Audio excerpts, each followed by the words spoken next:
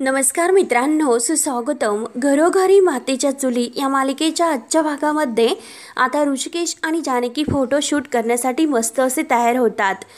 तर आपल्या ऋषिकेशने मस्त असा डोक्याला फेटा बांधलेला असतो आणि अगदी मराठमोळ्या पद्धतीत आपले जानकी आणि ऋषिकेश तयार होतात. दोघेही एकमेकांकडे पाहतात आणि अगदी खुश होऊन हसतात. एकमेकांना धक्का देऊन एकमेकांना हसतात आणि तेवढ्यात ओवी येते. ओवी म्हणते की अरे माय गॉड, अरे तुम्ही खरंच किती छान दिसतात आई आणि बाबा. तेव्हा आता ऋषिकेश जानकीकडे बघत म्हणतो की ओवी, अगं मी तर छान दिसतोच, परंतु ह्या नऊवारीमध्ये तुझी आई खरंच खूप झाक दिसतेस. त्यावर आता जानकी म्हणते की धनी, अहो तुम्ही सुद्धा खूप झाक दिसतात. तर ऋषिकेश म्हणतो की असं काय तो फेटा आणि काय तो कुर्ता आणि धोतर पण, अरे अरे खरंच नादच खुळा. म्हणून जानकी आता ऋषिकेशला सुद्धा अगदी तुम्ही खूप छान दिसतास असं त्याचं वर्णन करते. आणि हो ना धनी, अहो आता इतकं सगळं काही जमून आलं, तुम्ही धोतर घातलं, तुम्ही फेटा घातला आणि मी नऊवारी घातली, मग चला बरं एकत्र करू वारी. तर ऋषिकेश म्हणतो की हो हो चला. म्हणून आता ते दोघेही आता वारीत जाण्याचं अगदी नाच करायला सुरुवात करतात. तेव्हा ओवी सुद्धा तशीच ऍक्टिंग करते आणि म्हणते की काय करायची तुम्हाला वारी, अगोदर करा, परंतु अगोदर मात्र फोटोशूट करा आणि मग जा तुम्ही तुमच्या वारीला. तेव्हा आता जानकी आणि ऋषिकेशला हसू येतं. ऋषिकेश म्हणतो की बोलले आजीबाई. जानकी म्हणते की ओवी तू पण. आणि तेवढ्यात नाईक सर येतात. सर आणि मॅडम असं म्हणतात. तर दोघेही नमस्कार करतात. अहो सर आणि मॅडम तुम्ही रेडी तर आहात ना. तर जानकी आणि ऋषिकेश हो सांगतात. तर नाईक सर म्हणतात की चला मग फोटो शूटला सुरुवात करायची. तेव्हा आता ओवी सुद्धा हाताला धरून जानकी ऋषिकेश सोबत फोटोशूट करायला जाते. त्यानंतर आता सुमित्रा इकडे ऐश्वर्याला रूम मध्ये बोलावून घेते. तर ऐश्वर्या रूम मध्ये येते आणि विचारते की काय झालं आई, तुम्ही मला बोलावलेत. तर सुमित्रा म्हणते की हो अगं, मला तुझ्याकडून खरं काय आहे हे जाणून घ्यायचं. त्यावर आता तोंड थोडंसं वाकडं करत ऐश्वर्या विचारते की काय जाणून घ्यायचं. तर सुमित्रा म्हणते की हेच, घर गहाण ठेवण्या इतकं कंपनी इतकी तोट्यात गेलीच कशी. सारंग आणि तू दररोज ऑफिसला जातात, मग हे सर्व घडलंच कसं. आणि आपली कंपनी आणि घरे गहाण ठेवून तुम्ही इतके सारे पैसे घेतले तरी कुणाकडून, आणि आता जर ते पैसे तुम्ही परत दिले नाही तर तो माणूस पैसे घेण्यासाठी घरी येणार आहे असे आई मला म्हणत होती. हे सर्व खरं आहे का. त्यावर आता ऐश्वर्या म्हणते की हे बघा, जर तुमचा आमच्यावर विश्वास असेल तर मग हो हे सगळं खरं आहे. ते ऐकून नाना आणि सुमित्रा दोघांनाही धक्का बसतो. तर ऐश्वर्या म्हणते की जर का तुमचा आमच्यावर विश्वास नसेल, तो माणूस जेव्हा पैसे मागायला आपल्या घरी येईल ना तेव्हा मात्र तुम्हाला ते खरं वाटेल. आणि तसेही मी आणि सारंग तर तुम्हाला लबाडच वाटतं. मग तुम्हाला काय वाटतं की इतक्या दिवस मी आणि सारंग फक्त खोटे किस्से ऐकतो का. आई, हे घर खरंच गहाण आहे आणि जर आम्ही हे कर्ज फेडलं नाही तर मात्र एक दिवस हे घर आपल्या हातातून जाईल. अहो पण मी तर असं म्हणते की तुम्ही कशाला इतकं टेन्शन घेता, तुम्ही तर एन्जॉय करा, कारण या स्पर्धेमध्ये तर जानकीच्याच बाजूने तुम्ही होतात. आणि आई प्लीज तुम्ही आता खोटं बोलू नका.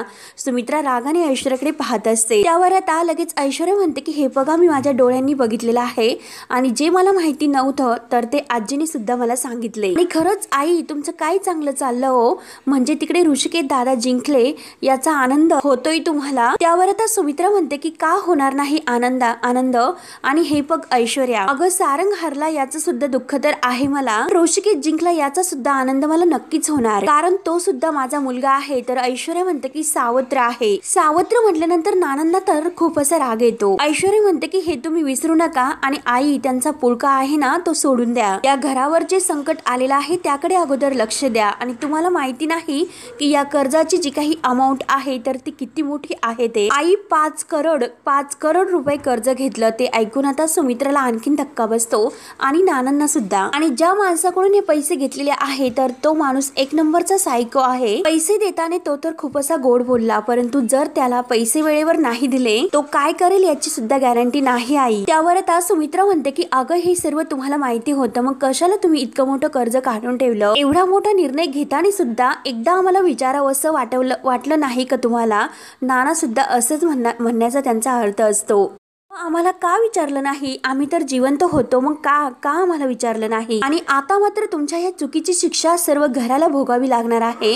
म्हणून सुमित्राला खूप असे टेन्शन येते. त्यावर आता ते ऐकून ऐश्वर्या म्हणते की आई तुम्ही काय म्हणालात, आमची चूक. आणि बरोबर आहे ना तुमचं की आमची चूक, कारण सुमित्रा एंटरप्राइज कंपनीला मोठं करण्याचा वेडेपणा तर आम्हीच केला आणि तुम्हाला तर तुमच्या मुलाचे कष्ट तर काही दिसत नाही आणि जी सून आहे तिचे सुद्धा नाही. ज्या बाईला त्या घरातून धक्के मारून हाकलण्यात आलं तुम्हाला तर ती बरोबर वाटते आणि तिने आपली स्वतःची कंपनी उंचावर नेण्यासाठी आपल्या कंपनीला खाली पाडलं। म्हणजे तिने तिच्या जानकी एंटरप्राइज कंपनीला मोठं केलं। आणि आई तुम्ही काय केलं? आई तुम्ही तर तिला सपोर्ट केला, पण एक गोष्ट तुम्हाला माहिती नाही की या सगळ्या काही कारणाला तीच कारणीभूत आहे आणि आज तिच्यामुळेच आपलं हे घर आपल्या हातातून जाणार आहे आई। यावर आता सुमित्राला हे ऐकून राग येतो। सुमित्रा म्हणते की ऐश्वर्या हे बघ, काही मनाला येईन ते बोलू नकोस, यात सगळ्यात जानकीची काय चूक आहे ते सांग।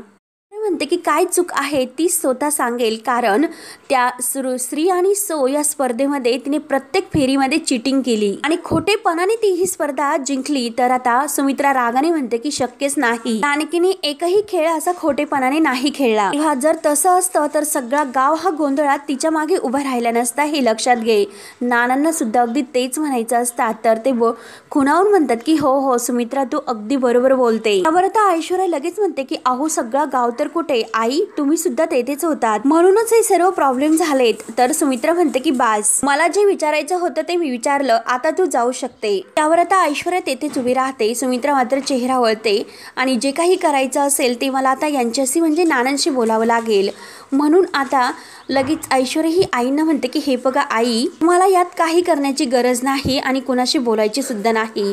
मी आणि सारंग आहोत हे सर्व काही आता निस्तरण्यासाठी, आम्ही आमचे बघू की काय करायचे ते, यावर काय असं मार्ग काढायचा तो। तेव्हा सुमित्रा आता विचारत पडते। त्यानंतर आता फोटोशूट करण्याची तयारी सुरू होते।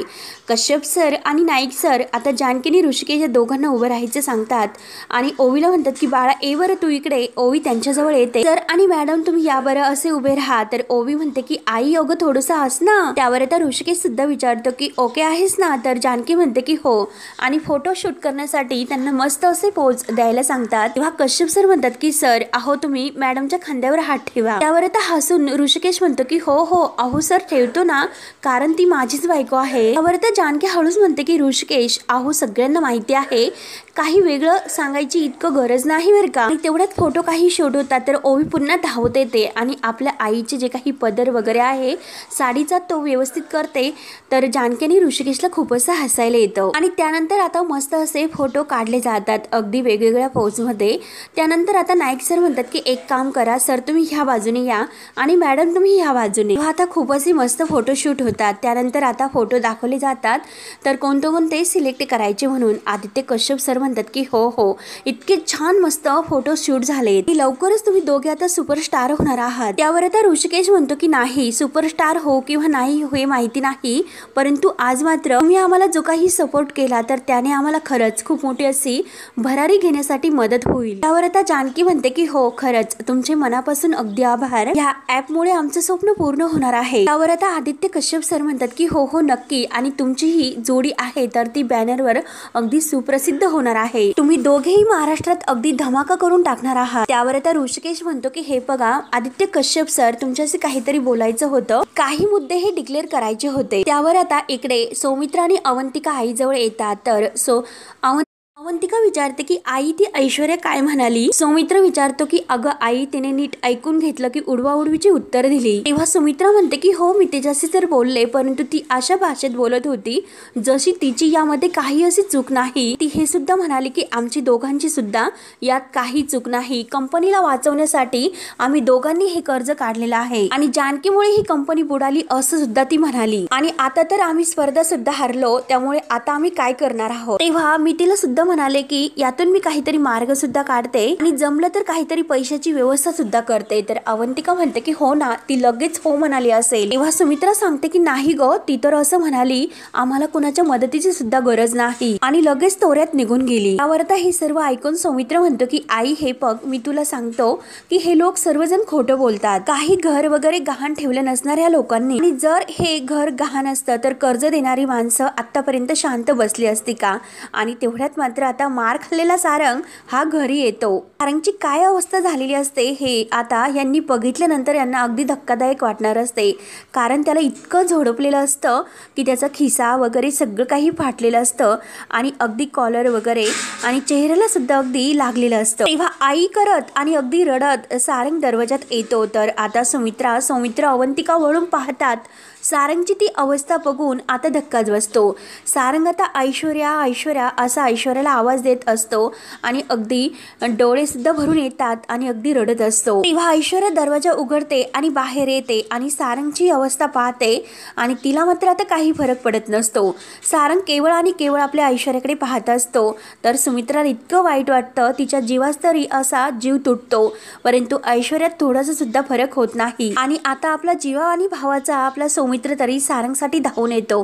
सारंग अरे काय काय कसे झाले हे सर्व असे विचारून तो हाताला धरतो आणि त्याला आत घेऊन जातो. ही कठोर मनाची असणारी ऐश्वर्या उलट वरूनच म्हणते की याला काय झाले, अगदी धावून सुद्धा येत नाही. तोपर्यंत सौमित्र त्याला खाली व्यवस्थित बसवतो आणि मग ऐश्वर्या तेथे येते आणि सर्वजण सारंगच्या त्या अवस्थेकडेच पाहत असतात. तर सुमित्रा विचारते की काय रे सारंग, काय झालं, हे कोणी केली तुझी ही अवस्था अशी. यावर आता ऐश्वर्या विचारते की सारंग अहो काय झालं, कोणी मारले तुम्हाला. तेव्हा आता सारंग रडत असतो आणि थोडासा दबकत तो म्हणतो की हे बघा ऐश्वर्या, या घरासाठी म्हणजे घरावर आपण ज्यांच्याकडून कर्ज घेतलं ना त्यांनी मारलं मला. तेव्हा मात्र आता हे ऐकल्यानंतर सौमित्र आणि अवंतिका यांना जेव्हा ही गोष्ट आता खरी वाटते आणि तेव्हा त्यांना धक्का बसतो. सौमित्र उठतो आणि उभाच राहतो. तेव्हा आता ऑफिसमध्ये असताना सारंगवर काय असा हा प्रकार घडला, तो घडलेला प्रकार आता सारंग सर्वांना घरी सांगतो. तेव्हा तो कर्ज देणारा माणूस तेथे आलेला असतो काही गुंडांना तेथे घेऊन. सारंग जर त्याला बघून असा खूप घाबरतो, त्याचे कर्जाचे हप्ते त्याने व्यवस्थित दिलेले नसतात. तेव्हा सारंग आपल्या खुर्चीवरून लगेच उठून बाजूला होतो आणि तो माणूस आता सारंगच्या खुर्चीवर बसतो, अगदी पाय टेबलवर पसरून. आणि सारंग रणदिवे सांगा बरं, कधी देणार आहात आमचे पैसे, 5 करोड रुपये. तेव्हा सारंग खूप घाबरलेला असतो. सारंग म्हणतो की हे बघा मी तुमच्यासमोर हात जोडतो साहेब, मी तुमचे पैसे देतो. तर आता तो माणूस म्हणतो की कसं देणार तू पैसा, कंपनी तर तुझी बुडाली आणि 1 रुपया सुद्धा तुझ्या खिशात नाही, त्या पाकिटात वगैरे आहे का. म्हणून आता त्याचे ते गुंड आहे तर ते सारंगच्या खिशातून जबरदस्तीने पॉकेट सुद्धा बाहेर काढतात आणि तो आता चेक करतो आणि हे तुझं पॉकेट सुद्धा खाली आहे, मग आहे तरी काय तुझ्याकडे आमचे पैसे देण्यासाठी. बरं तर सारंग म्हणतो की साहेब अहो मी तुम्हाला खरं सांगतो, माझ्याकडे खरंच काही नाही. 2 महिन्यांचा पगार दिला नाही म्हणून माझा स्टाफ सुद्धा नोकरी सोडून निघून गेले. मी तुमच्या समोर हात जोडतो की सर खरंच माझ्यावर खूप अशी वाईट वेळ आली, तुमचे पैसे मात्र मी नक्की परत करेन. त्यावर आता तो माणूस हसतो, अरे स्पर्धेत तू हारला मग पैसे कसे देणार. आणि आपलं काय ठरलं होतं, स्पर्धा झाल्यानंतर दुसऱ्या दिवशी तू जे पैसे माझे घेतलेले आहेत त्याचा 1 हप्ता तर देणार, आता मात्र मला त्या ठरलेल्या वेळेप्रमाणे पैसे तर पाहिजे. सारंग म्हणतो की अहो तुमचं तर बरोबर आहे, परंतु स्पर्धा जर आपण जिंकलो असतो तर 25 लाख रुपये मला मिळाले असते, परंतु स्पर्धा सुद्धा मी हारलो आणि मला पैसे सुद्धा काहीच मिळाले नाही, मी तुमचे पैसे नक्की देणार. तेव्हा तो माणूस रागाने उठतो आणि सारंगची गचंडी धरतो आणि त्याला म्हणतो की अरे भिकारड्या, खिशात तुझ्या दमडी नाही, अकाउंट खाली आहे आणि माझे पैसे देण्याच्या गोष्टी करतो, किती पैसे आहे सांग बरं. 5 करोड रुपये. तेव्हा त्याचा तो एक माणूस म्हणतो आणि 5 करोड कशाला म्हणतात, किती शून्य असतात बरं 5वर सांग. आणि आता हे बघ, ते सगळं काही बघण्याची वेळ सुद्धा तुझी निघून गेली आणि जर तू माझे पैसे उद्याच्या उद्या नाही दिले तर मात्र तुला आता येथेच असा धुवून काढेल आणि तुझा हा तो आशीर्वाद बंगला आहे ना, तर त्याला माझा मी अड्डा बनवेल, कळले का तुला. तेव्हा सारंग म्हणतो की असे कसे तुम्ही माझ्या घरात घुसणार. तेव्हा तो माणूस जोरजोराने हसायला सुरुवात करतो आणि सारंगला म्हणतो की काय रे माझ्या घरात, अरे गहाण ठेवलेल्या घराला आपलं घर कधीही नाही म्हणत, साईन तर तूच करून दिलेली आहे की हे पैसे दिले नाही तर घर गहाण ठेवलं होतं आणि आता तर तुम्हाला पैसे दिले नाही त्यामुळे ते घर मात्र माझं असेल. तेव्हा आता सारंग त्या माणसाची गचंडी धरतो आणि ही गुंडगिरीची भाषा तू माझ्याकडे करायची नाही, नाहीतर तुझ्या विरुद्ध मी पोलिसांमध्ये फोन करेल. तेव्हा मात्र आता तो माणूस आणखीन हसतो आणि तू मात्र माझी गचंडी धरलीस, हे करून मात्र तू घाण केली. आणि तो लगेच आता आपल्या माणसांना सांगतो की चला याचे चांगले पत्ते पिसायला घ्या आणि याला जरा आपलं स्टेशन दाखवा. म्हणून ते माणसं लगेच हसून आता सारंगला चांगलं खूप मारतात. सारंग ओरडत असतो की मला मारू नका, मी पैसे देणार आहे, मला सोडा. तेव्हा आता ते माणसं सारंगची इतकी धुलाई करतात, बेदम त्यांनी सारंगला मार दिलेला असतो आणि आता हे सर्व तो घडलेला प्रकार सर्वांना सांगतो अगदी रडतच. तेव्हा आता सौमित्र म्हणतो की म्हणजे हा बंगला खरंच गाण आहे. तर सौमित्र सुद्धा पूर्णपणे हादरतो. अवंतिका म्हणते की अरे सोमी, मी तुला म्हणाले होते हे खरं असेल, परंतु नाही, तू माझ्यावर विश्वास नाही ठेवला.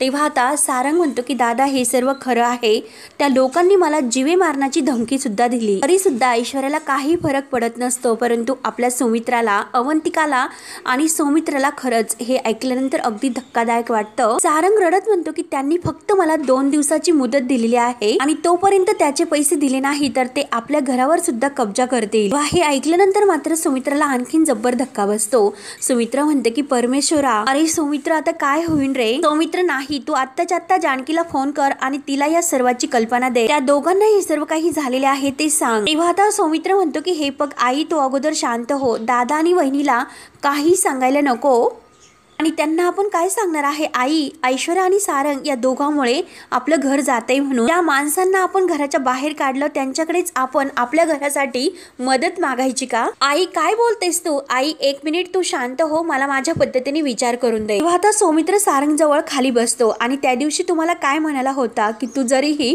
माझा मोठा भाऊ असला तरी सुद्धा मी आता लहान नाही राहिलो। अरे लग्नानंतर आपल्या भावाची गोष्टी शेअर केल्याने कोणीही लहान होत नसतं। जरीही तुम्हाला भाऊ मानत नसला तरी सुद्धा मी तुझा मोठा भाऊ आहे आणि तुझ्या प्रत्येक प्रॉब्लेम मध्ये मी तुझ्या सोबत असेल। तेव्हा आता ऐश्वर्याला मात्र ही बोलणं अगदी म्हणजे वेगळंच वाटत असतं। ती अगदी यांच्याकडे न पाहिल्यासारखं करते।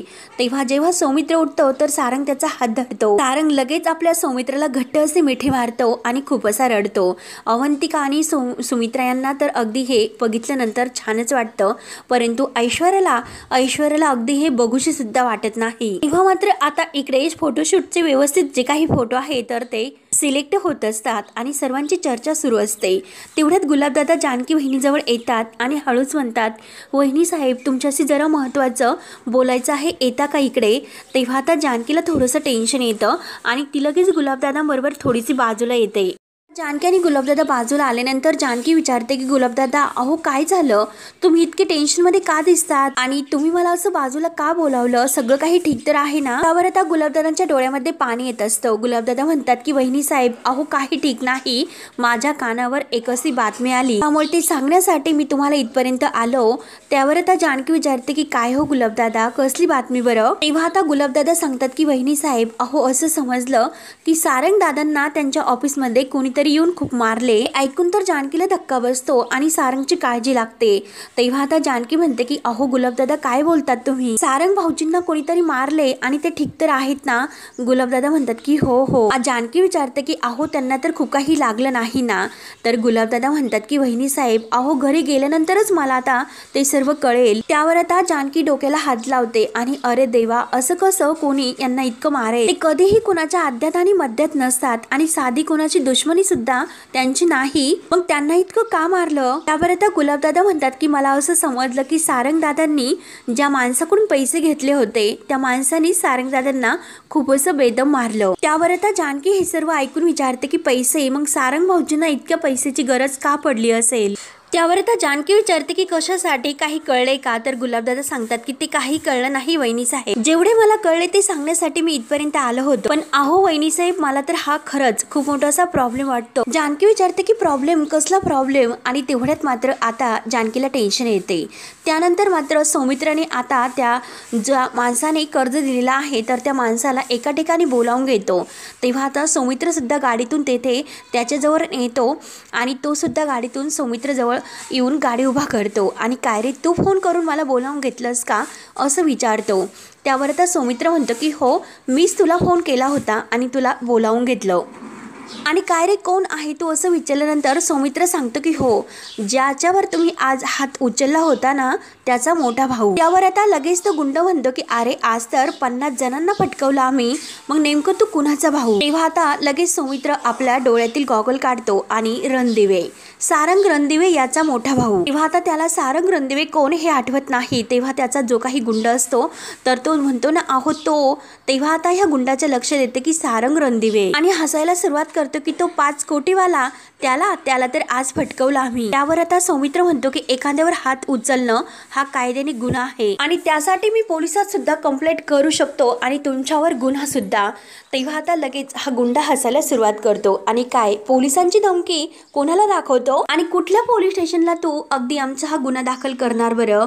संकेश्वर चौकी की आटी चौकी? आणि काय कंप्लेंट करणार बरं तू त्यांच्याकडे आमची? मी तुझ्या भावाला मारलं म्हणून? अरे तू तर वकीलच आहेस ना, सांग ना तुझ्याकडे पुरावा काय आहे? त्यावर आता सौमित्र म्हणतो की त्याच्या अंगावरच्या जखमा हाच पुरावा आहे। तेव्हा आता तो हसतो आणि म्हणतो की अरे राजा, असं नाही चालत, तू काय पिक्चर मधला वकील आहेस का? अरे कानून फक्त सबूत मागते हे आणि ते सबूत मात्र आपल्याकडे आहे आणि वकील साहेबांना तुम्ही सबूत दाखवा असे आपल्या त्या माणसांना म्हणतो.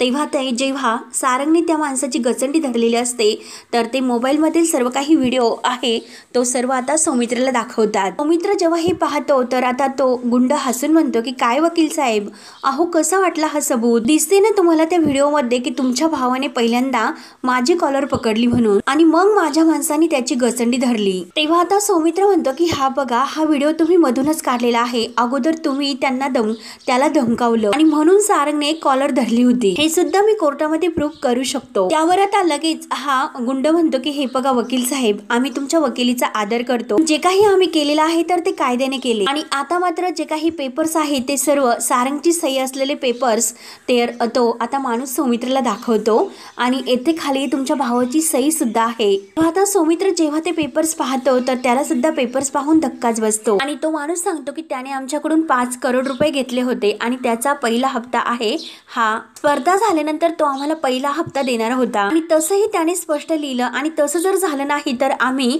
आशीर्वाद बंगला ताब्यामध्ये घेऊ शकतो.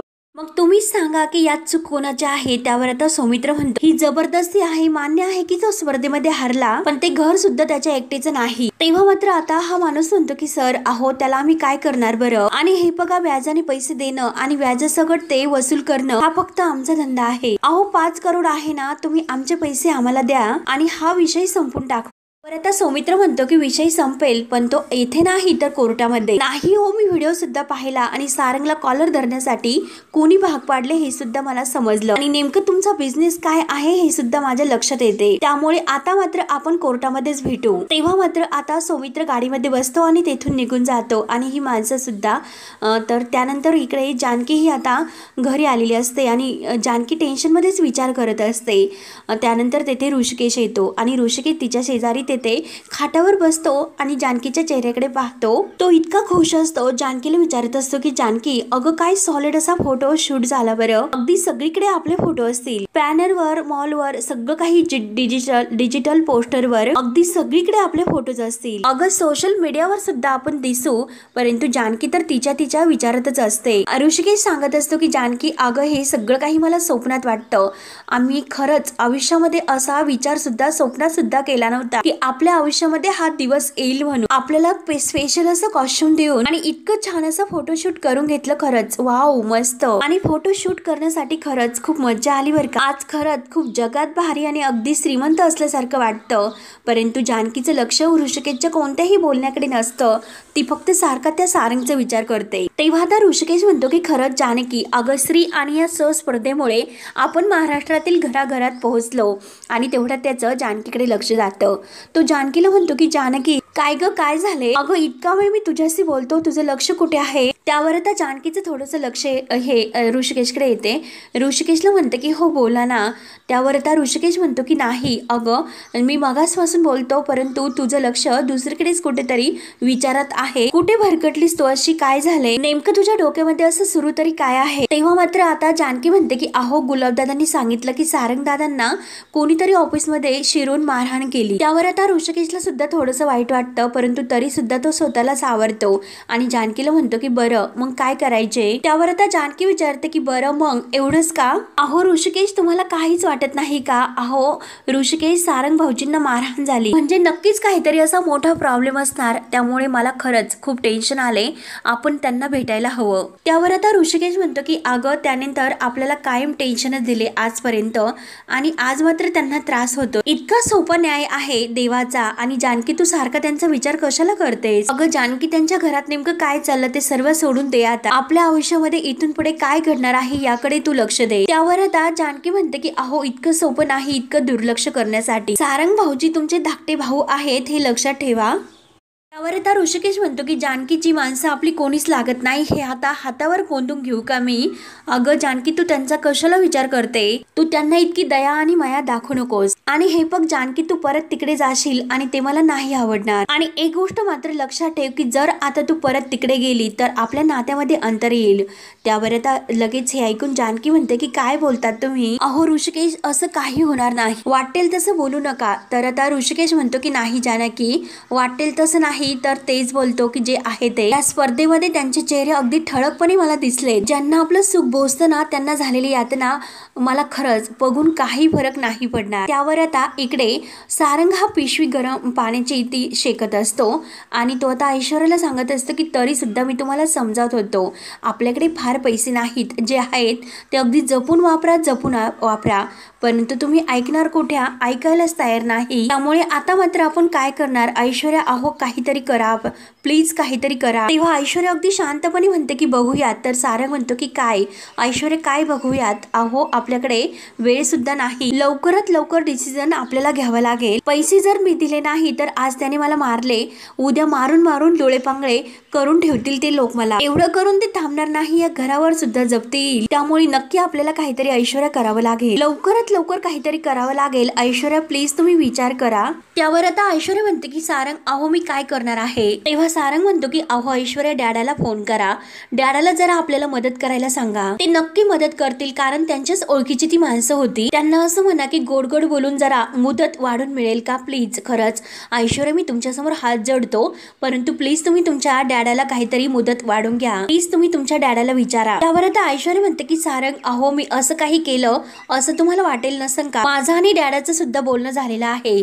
त्यावर आता सारंग विचारतो की अहो मग डॅडा काय म्हणाले? तेव्हा ऐश्वर्या स्पष्ट सांगते की ते असं म्हणाले की यात मी काही करू शकत नाही. सारंगने अगोदरच विचार करून निर्णय घ्यायला हवा होता आणि ज्या पेपर्स वरती अगोदर सह्या केलेल्या आहेत ते पेपर्स अगोदर वाचून घ्यायला हवे होते. त्यामुळे आता मात्र मी काही करू शकत नाही. तेव्हा आता हे ऐकल्यानंतर सारंगला धक्का बसतो. तेव्हा सारंग खूप चिडतो आणि रडत म्हणतो की ते असं कसं म्हणू शकतात? त्यांच्या ओळखीची ती माणसं होती आणि त्यांचं ऐकूनच मी हे सर्व केलंच ना. त्यामुळे आता मी काय करू? 5 करोड काय 5 रुपयाची फुटकी कवडी सुद्धा माझ्याकडे नाही. मग इतके 5 करोड रुपये ऐश्वर्या मी कुठून आणणार हो? त्यामुळे सारंग खूप रडतो आणि सगळं काही संपलं, ऐश्वर्या सगळं काही बुडाले असे म्हणतो. त्यावर आता ऐश्वर्या म्हणते की तुम्ही असं कसं बोलू शकतात? इतकी सगळी संपत्ती असून सुद्धा असं कसं म्हणू शकतात की सगळं काही बुडालं म्हणून? तेव्हा सारंग म्हणतो की कोणती संपत्ती? तर लगेच आता ऐश्वर्या म्हणते की आईंच्या कपाटातील दागिने. तेव्हा सारंग रागाने ऐश्वर्याकडे पाहत असतो. तर इकडे जानकी हा ऋषिकेशला विचारते की असं कसा फरक नाही पडू शकत? आपल्याला वेदना झाल्या तर त्यांना त्रास होतो, आपलं चांगलं झालं तर ते खुश होतात, आणि जर तसं नसतं स्पर्धेमध्ये पाठिंबा देण्यासाठी आई तेथे आल्या नसते आणि देवळात सुद्धा देवाकडे प्रार्थना करण्यासाठी त्या गोंधळात त्या तिथे आले नसते. या सगळ्याकडे तुम्ही कसं असं दुर्लक्ष करू शकतात? आणि माणसाच्या अशा वाईट गोष्टीकडे लक्ष देण्यापेक्षा काही चांगल्या आठवणी सुद्धा ह्या डोक्यात ठेवायला हव्यात. त्या विसरून नाही चालत नाहीत का मग असं त्यांच्या कोणत्याही चांगल्या आठवणी? माझ्या मनात मात्र त्यांच्याविषयी असंख्य असे चांगल्या गोष्टी आहेत आणि कुठलाही माणूस वाईट नसतो, परिस्थिती वाईट असते. दृष्ट लागू नये असं माझं घर होतं, संसार होता, परंतु दृष्ट लागली तर त्या ऐश्वर्याची ती आली आणि त्यानंतरच हे सर्व झालं. नाती तुटली ती खराब झाली, परंतु माणसं सुद्धा एकमेकांपासून तुटायला लागली. जे काही झालं ते तिच्यामुळे फक्त. आणि आता जानकी खूप रडत हे आता ऋषिकेशला सांगते. ऋषिकेश अगदी शांतपणे हे सर्व ऐकतो आणि हे बघा तिनेच हे सर्व केलं आणि आईंना सुद्धा हे वागण्यासाठी भाग पाडलं. तर आता ऋषिकेश म्हणतो की हे बघा सुमित्रा रणदेव यांना चांगलं काय आणि वाईट काय याची पारख नाही का? खोटा दागिना त्यांनी हातात ठेवला आणि खरा दागिना हा बाहेर फेकून दिला. अगं या वयात सुद्धा त्यांना खरं काय चांगलं काय आणि खोटं काय हे कळायला हवं होतं. प्रत्येक वेळेस आपणच ओरडून त्यांना सांगायचं का? स्वतःच्या डोळ्यांनी त्यांना काहीच दिसत नाही का? स्वतःच्या मनाचा कौल त्यांना का घेता येत नाही? तेव्हा आता जानकीने खूप काही समजावल्यानंतर सुद्धा ऋषिकेश म्हणतो की हे बघ जानकी बाद झालं, आता कितीही तू आपली ती माणसं आहेत असं पटून सांगण्याचा प्रयत्न केला ना तरी सुद्धा मी नाही ऐकू शकत, म्हणूनच मी तुला सांगतो की तू सुद्धा तेथे जायचं नाहीस. असे बोलून ऋषिकेश त्याचा निर्णय सांगून बाजूला निघून जातो आणि जानकी आता विचारात पडते. तेव्हा मित्रांनो हा भाग येथे संपतो. तेव्हा मात्र आता पुढील भागामध्ये आता सुमित्रा जानकीला फोन करते आणि घडलेला सर्व काही प्रकार ती आता जानकीला सांगते की हे घर आता वाचणं केवळ तुझ्या आणि तुझ्याच हातात आहे. तेव्हा जानकी धावतच आता रणदिवेंच्या घरी येते. अगदी ऋषिकेशने तिला सक्त मनाई केलेली असते तरी सुद्धा तेथे आल्यानंतर आता ऐश्वर्या तिचा अपमान करते आणि काय ग तू आपलं घर आमचं घर वाचवणारच का? एक काम कर की आम्हाला हरवून ज्या स्पर्धेत तू जिंकली ना 25 लाखाचं बक्षीस मिळवलं, ते पैसे घेऊन ये आणि ते पैसे दे आम्हाला. आणशील का तू ते 25 लाख? तर आता जानकी म्हणते की हो आणेल, वाचवेल मी माझं घर. तेव्हा आता ऐश्वर्या म्हणते की हो दिलेला शब्द पाळ आणि मग आमच्याशी बोल. तेव्हा आता जानकी अगदी रागातच ह्या ऐश्वर्याकडे पाहत असते आणि सर्वांना सुद्धा ऐश्वर्याच्या बोलण्याचा खूप असा राग येत असतो. तेव्हा मित्रांनो पुढे काय होतं हे पाहण्यासाठी आपल्या चॅनलला नक्की सबस्क्राईब करत राहा. धन्यवाद.